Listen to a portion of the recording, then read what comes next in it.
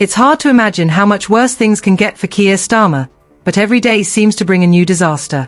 The wheels are coming off faster than anyone could have predicted, and it's not just the opposition or media piling on, his own party is turning against him. Labour's internal fractures are starting to show and the cracks are widening.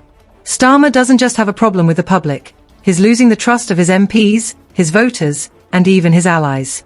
And when that happens, there's only one direction left: down. The fact is, Starmer has failed to connect with working-class voters, the very people Labour was built to represent. His polished, lawyerly image doesn't resonate with the millions of people struggling with rising costs, stagnant wages, and declining public services. Instead of offering bold solutions, Starmer comes off as cautious, calculated, and completely out of touch. He's more focused on managing optics than addressing the real issues facing everyday Brits. That might work in the short term, but in the long run, it's a recipe for disaster. Take the economy. Starmer likes to talk about fiscal responsibility, but under his leadership, Labour hasn't offered a compelling vision for economic recovery. People are hurting, energy bills are skyrocketing, inflation is eating away at paychecks, and businesses are closing left and right. What does Labour propose? Vague promises and half-baked policies that don't inspire confidence. Compare that to the Conservatives, who, for all their faults, are at least trying to project strength. And now Reform UK is coming up fast, offering a populist alternative that's pulling disillusioned voters away from both major parties. Starmer's failure to address these challenges head-on is costing him dearly. And then there's the grooming gang scandal. This issue is a political minefield, but Starmer's handling of it has been nothing short of disastrous. By refusing to support a national inquiry, he's alienated victims and their families while giving his critics even more ammunition. The perception is that Starmer is more concerned with political correctness than with justice. Whether that's fair or not, it's the narrative that's sticking, and it's doing immense damage to Labour's credibility. Elon Musk calling him Squirmy Starmer may seem like a sideshow, but it reflects a growing sentiment that Starmer is weak, indecisive, and unwilling to confront uncomfortable truths. When high-profile figures like Musk and Trump are weighing in, it's not just a domestic issue anymore, it's an international embarrassment. Starmer's leadership style is also under intense scrutiny. He talks a big game about unity, but his actions tell a different story. The exodus of councillors from Broxtowe is just one example of how Labour is losing its footing in traditional strongholds. These aren't random defections, they're a sign of a deeper malaise within the party. Starmer's critics accuse him of abandoning Labour's core principles in favour of chasing middle-class, metropolitan voters.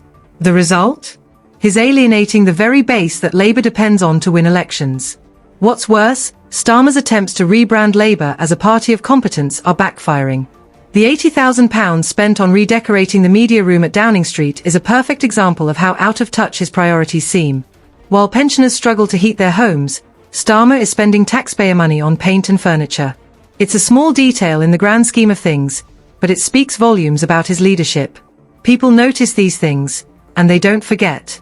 The donations controversy is another nail in the coffin. Starmer's acceptance of expensive gifts from millionaire donors undermines his claim to be a man of the people. It raises serious questions about who he's really working for. Labour is supposed to be the party of the working class, but under Starmer, it's starting to look like a club for the wealthy elite. This is the kind of hypocrisy that voters despise, and it's coming back to haunt him. It's not just the scandals, though. Starmer's lack of charisma is a major liability. Politics is as much about personality as it is about policy, and Starmer simply doesn't have the kind of magnetic presence that inspires loyalty or enthusiasm. Compare him to Boris Johnson, who, for all his flaws, knows how to connect with people and rally support. Even Nigel Farage, with his divisive rhetoric, has a knack for getting people fired up.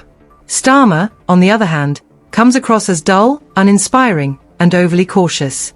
That's not what the country needs in a time of crisis. The polls don't lie. Labour's once commanding lead has evaporated, and the party is now in free fall. Reform UK is gaining momentum, the Conservatives are holding steady, and even Starmer's own supporters are jumping ship. The numbers are devastating. 38% of Labour voters don't like him, and 69% of the public thinks the country is heading in the wrong direction. These aren't just bad stats, they're a death sentence for any political leader. So what happens next?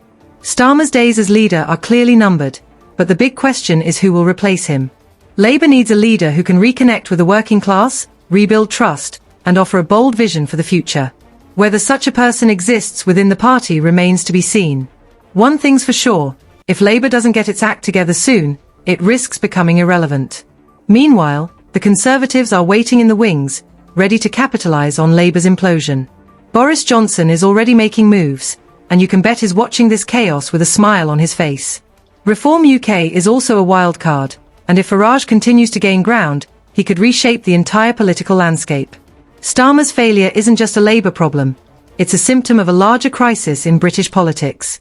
The old rules no longer apply, and the next election could bring some major surprises. In the end, Starmer's legacy will likely be one of missed opportunities. He had a chance to rebuild Labour, to offer real solutions to the country's problems, and to provide a credible alternative to the Conservatives.